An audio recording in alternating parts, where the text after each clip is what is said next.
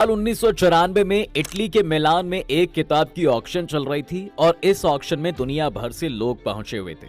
तकरीबन 5.5 million dollar से इस ऑक्शन में बिडिंग की ओपनिंग होती है और देखते ही देखते वहां बैठे लोग बिड करना स्टार्ट करते हैं। लेकिन जहां ये बिडिंग चल रही थी वहां एक आदमी लगातार फोन के थ्रू इस ऑक्शन में अपनी बिडिंग को बढ़ाता जा रहा था और वहां बैठे सभी लोग ये देखकर परेशान थे कि भैया भला एक किताब के लिए किसी इंसान का पागलपन इतना कैसे हो सकता है। और देखते ही देखते इस ऑक्शन में लगी वो किताब ये आदमी खरीद लेता है, वो भी 28 मिलियन डॉलर में। और उस कमरे से बाहर आते आते सारी फॉर्मेलिटीज खत्म करने के लिए बाद इस किताब की जो कुल कीमत होती है वो होती है 30.8 मिलियन डॉलर। और इस किताब के नाम एक रिकॉर्ड दर्ज हो जाता है कि यह आज की दुनिया की सबसे महंगी किताबों में से एक है, जिसकी कीमत आज 400 करोड़ बताई जाती है।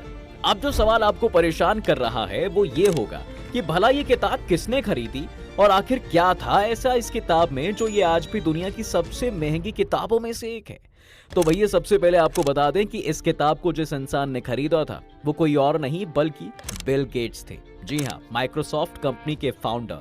दरअसल 1994 का ही वो दौर था जब बिल गेट्स दुनिया भर के टॉप 400 रिचेस्ट लोगों की लिस्ट में शामिल हुए थे और इस समय वो 39 साल के थे।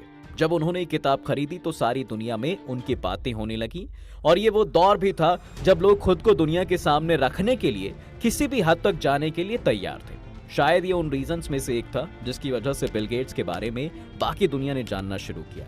लेकिन हम यहाँ पर बिल गेट्स के बारे में कोई बात नहीं करने वाले हैं, बल्कि उस किताब के बारे में बात करेंगे कि यार कैसे कोई एक किताब को 30.8 मिलियन डॉलर में खरीद सकता था और क्या था उस किताब में ऐसा। कोडेक्स लिसेस्टर, जिस किताब के बारे में हमने आपको बताया उस किताब का नाम दरअसल कोडेक्स लिसेस्टर है। और हाँ, अक्सर इस किताब को लोग कोडेक्स गिगेस नाम की किताब से कंफ्यूज कर देते हैं, तो आपकी नॉलेज के लिए बता दें कि ये दोनों किताबें बिल्कुल अलग हैं। कोडेक्स लिसेस्टर जिसकी बात हम आपसे करने जा रहे हैं, इसे लिखा था दुनिया के महान कलाकार लियोनार्डो डा विंसी ने। और दूसरी किताब यानी कोडेक्स गिगेस, उसे किसने लिखा है और क्यों लिखा ये हमने आपको एक वीडियो में ऑलरेडी बताया है। और क्यों इस किताब को डेविल्स बाइबल का नाम दिया गया ये भी आप उस वीडियो में जान सकते हैं। इसे देखने के लिए ऊपर आई बटन पर आप क्लिक कर सकते हैं। खैर चलिए अपनी आज की इस वीडियो पर वापस आते हैं और बताते हैं आपको कि आखिर ऐसा क्या लिख दिया था लियोनार्डो की इस किताब में जो उसे इतनी कीमत देकर खरीदा गया। देखिए, लियोनार्डो के बारे में आप जितना पढ़ेंगे और जानेंगे आप एक स्पाइरल लूप में चले जाएंगे, क्योंकि उनकी जिंदगी जो है वो एक ब्लैक होल की तरह है जो आपको अपनी तरफ खींचती है। और जब आप उनके बारे में जानना शुरू करते हैं तो आप पूरी तरह से उस इंसान में खो जाते हैं। ये तो हम बात सब जानते हैं कि लियोनार्डो शादी से बाहर पैदा हुए थे। हाँ, वही जिसे आज हम एक्स्ट्रा मैरिटल अफेयर का नाम दे देते हैं। और उस समय यही एक वजह थी कि वो कभी स्कूल नहीं जा सके। लेकिन इसके बावजूद आज सारी दुनिया इनकी समझदारी की कायल है। और तो और आपको इनकी समझदारी का एक एग्जाम्पल भी देते हैं। इनका कहना था कि जो पार्टनर सिर्फ फिजिकल सुख के लिए अटेंशन बनाते हैं या अपने पार्टनर के साथ जबरदस्ती करते हैं, उनके बच्चे हमेशा चिड़चिड़े और कम अक्लमंद होते हैं। लेकिन जब दो लोग आपस में एक दूसरे से बड़े प्यार से एक दूसरे से फिजिकल रिलेशन बनाते हैं, उनके बच्चे बड़े खूबसूरत और समझदार पैदा होते हैं। भाई ये तो उस समय सीधा उनका समाज के लोगों के मुंह पर तमाचा था जिन्होंने हमेशा लियोनार्डो को नीचा दिखाया।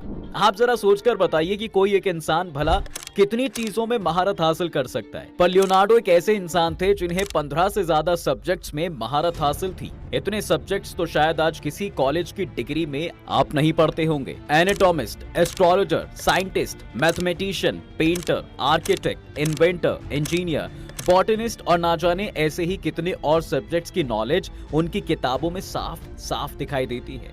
वो अपनी सदी के सबसे यूनिक लोगों की कैटेगरी में आते थे। उनका एक बहुत ही फेमस कोट है। उनका कहना था कि जो लोग सफल होते हैं वो कभी बैठकर घटनाओं के होने का इंतजार नहीं करते, बल्कि वो खुद ऐसी घटनाएं पैदा करते हैं कि वो सफल हो पाते हैं। और यकीन मानिए उनके द्वारा बनाई गई मोनालिसा की पेंटिंग तो सिर्फ एक छोटा सा एग्जाम्पल था जो उनकी काबिलियत का सिर्फ एक अंश था, जिसने आज भी लोगों को उस पेंटिंग के ऊपर बहस करने का मौका दिया हुआ है। लेकिन चलिए अब आपको इसके